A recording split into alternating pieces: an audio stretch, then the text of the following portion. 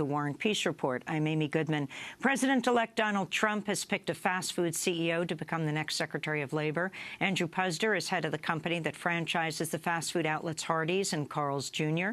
He's a longtime Republican donor who's been a vocal critic of raising the minimum wage, the fight for 15, expansion of overtime pay, paid sick leave, and the Affordable Care Act.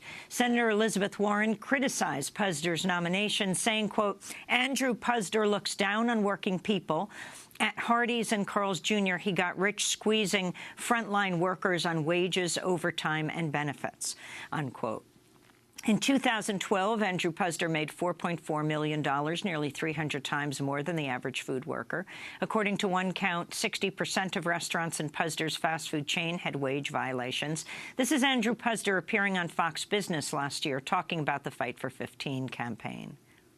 If your objective is to bolster and support the unions, and you're not all that concerned about whether young people will have entry-level jobs, then you should be protesting in favor of a $15 minimum wage. And I think most people are concerned about young people in this country, and fewer people are concerned about big labor. Labor Secretary nominee Andrew Puzder has also spoken in favor of having robots replace workers at fast food restaurants. In an interview with Business Insider, Puzder said robots are, quote, always polite, they always upsell, they never take a vacation, they never show up late, there's never a slip and fall or an age, sex, or race discrimination case. Well, Christine Owens of the National Employment Law Project said, quote, based on Mr. Puzder's own comments, it's hard to think of anyone less suited for the job of lifting up America's forgotten workers, as Trump had campaigned on, than Puzder.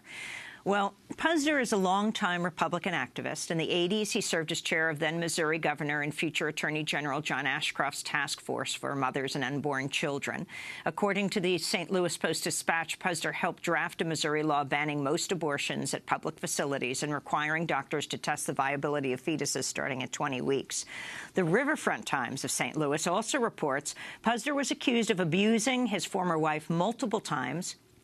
In one incident in 1986,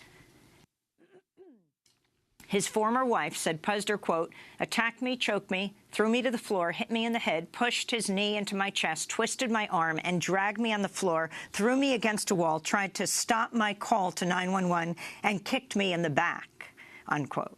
Puzder has also faced criticism for airing sexist TV ads showing scantily clad models dressed in bikinis and lingerie eating hamburgers from his restaurants.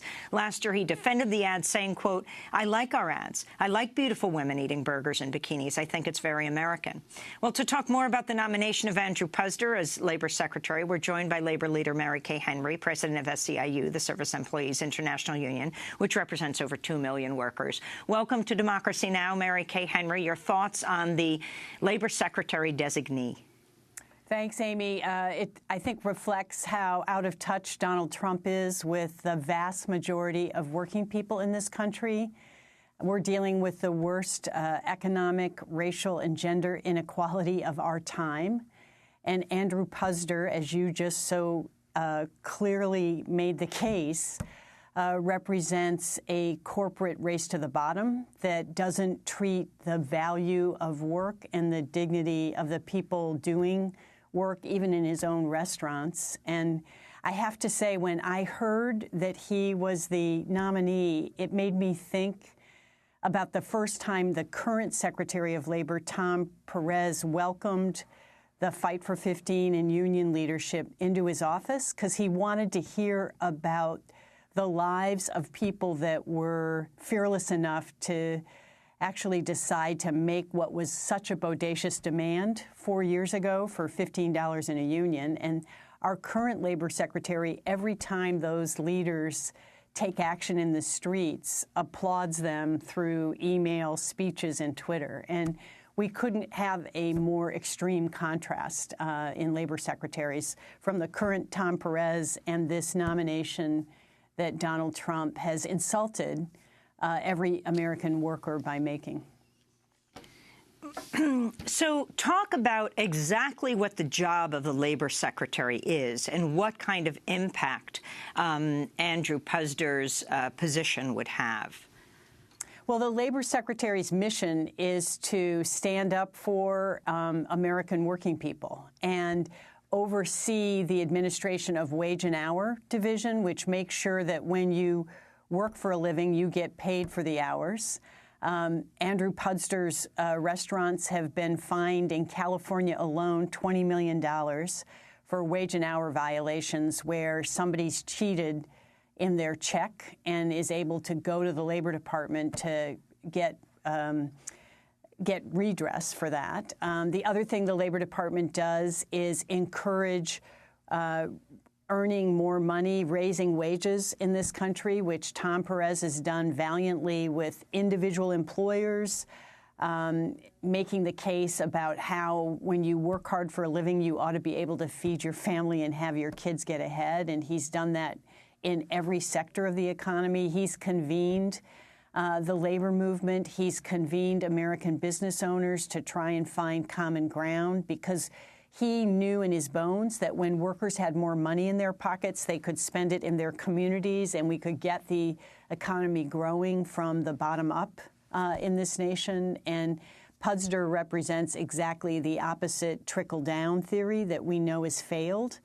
And I think that's the role that the Labor Secretary plays, and that's why it's completely outrageous that Donald Trump sees Puzder fit to serve in this role, frankly, in a long line of appointments from the Environmental Protection Agency, the Attorney General, the Housing and Urban Development and Education, the people that he's nominated to lead those departments in government that are supposed to advance the rights and privileges in those areas are all people that want to use government to favor corporations over the majority of Americans. During an appearance on Fox News, Fox and Friends last year, Andy Puzder claimed many workers don't want higher wages because they're afraid of losing government benefits. This is what he said. The policy guys call it the welfare cliff, because you get to a point where if you make a few more dollars, you actually lose thousands of dollars in benefits. Right. And quite honestly, these benefits are essential for some people. They're how they pay the rent. They're how they feed their kids. Sure. So what happens is we have people who turn down promotions, or if minimum wage goes up, they want fewer hours, they want less hours because they're afraid they'll go over that cliff. Sure. And you really make the distance between dependence and independence too broad to gap. And it's got to drive you nuts because you're always looking for good people to run your stores. And if they would just take the next step, take the next step up the ladder, next thing you know, they could be a manager making $80,000, but they don't want to lose the free stuff from the government. Yeah, it really locks people into poverty. It's a system that does, it just is, it was well intended to help people who need relief, but it really locks them into poverty, and we need a different system. That was Andy Puzder speaking last year with Steve Doocy of Fox and Friends. Your response, Mary Kay Henry. Well, it's another indication of how completely out of touch he is on the basic dignity of the work that people do in his restaurants. Let's just take the case of McDonald's. I don't know the CKE restaurant numbers, Amy. There's 4,000 store managers in McDonald's.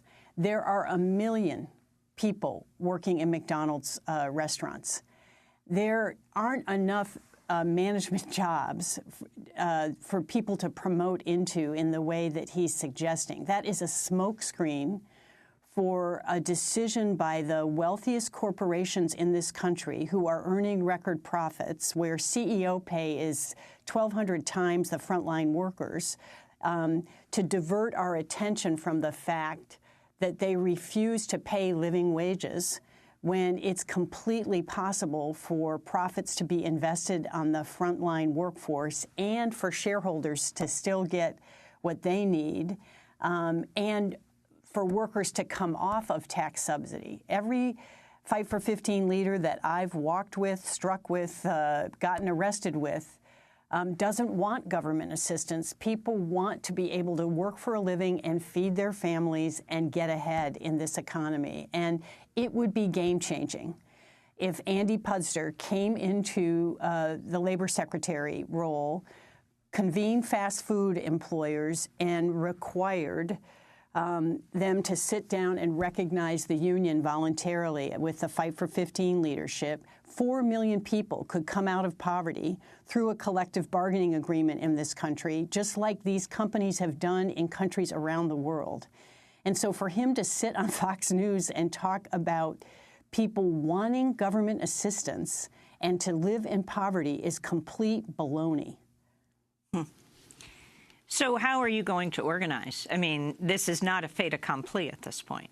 That's right. We are objecting, as we have done in the last 24 hours. We're supporting the Fight for 15 and union leadership, who have also gone into the streets objecting. We're galvanizing across the progressive movement to unite in our objection, not just to the Labor Secretary, but to all of the cabinet appointments that are completely antithetical to the country that we want to live in. And we are going to mobilize for the nominations process to not allow for these appointments to occur. And beyond that, Amy, we think we need to expand the Fight for 15 in a union movement, have more workers join. We need to connect it to electoral politics that are happening in Virginia and New Jersey this coming year in 17, and get ready to really turn the tide in 18. We're going to talk about how the Affordable Care Act needs to be maintained. We're going to object to the Education Secretary suggesting that we should privatize public education in this country. We're going to object to an Attorney General that further wants to suppress our voice by not defending the Voting Rights Act in this country. There's a lot for us to organize around in these times. I wanted to ask you very quickly about Donald Trump attacking union leader Chuck Jones on Twitter Wednesday after the president of the United Steelworkers Local 1999 appeared on CNN criticizing Trump for breaking his promise to carrier workers in Indiana. Last week, Trump appearing at the Carrier air conditioner plant in Indianapolis, boasting he'd saved 1,100 jobs from being moved to Mexico. But Jones, who represents the workers, says Trump lied his ass off. Jones says Trump helped keep only 730 jobs in the U.S., not 1,100. On Wednesday, Donald Trump tweeted, Chuck Jones, who's president of the United Steelworkers 1999, has done a terrible job representing workers. No wonder companies flee country. Less than 2 hours later, he sent out another tweet saying, if United Steelworkers 1999 was any good, they would have kept those jobs in Indiana. Spend more time working, less time talking, reduce dues. Your thoughts, Mary Kay Henry? I think this moment requires all of us to stand up and speak out and call out the misinformation of the next president-elect, Donald Trump. And I'm proud of what Chuck Jones did. I'm proud of what Adriana Alvarez did on November 29th when the Fight for 15 got in the streets in 340 cities. And we are going to need to stand up and speak out and have each other's backs and call out the lies of this administration and make it crystal clear that we're not backing down. We're going to fight for our vision of America. Finally, Mary Kay Henry, your union SEIU also faced criticism for endorsing Hillary Clinton in November 2015, even though many labor activists saw Bernie Sanders as the candidate with a stronger record on labor issues, an early backer, for example, of the Fight for 15 movement, while Clinton faced criticism for her time serving on the board of Walmart. Do you think SEIU made a mistake in endorsing Clinton so early on in the campaign? No. Our home care and child care workers met with her the summer before. We knew that this was a leader who was going to advocate for women's work finally becoming living wage work in the care sector. And she united with our vision that the 64 million people living and working more than full-time in poverty deserved a shot at becoming the next American middle class. But given the kind of, well, reflections people are making right now, was the right candidate put forward? Especially as you talk about going forward, is there any kind of critical self-reflection that your union is doing? Well, we're doing critical self-reflection on every aspect of our work in the 2 years leading up to the November election.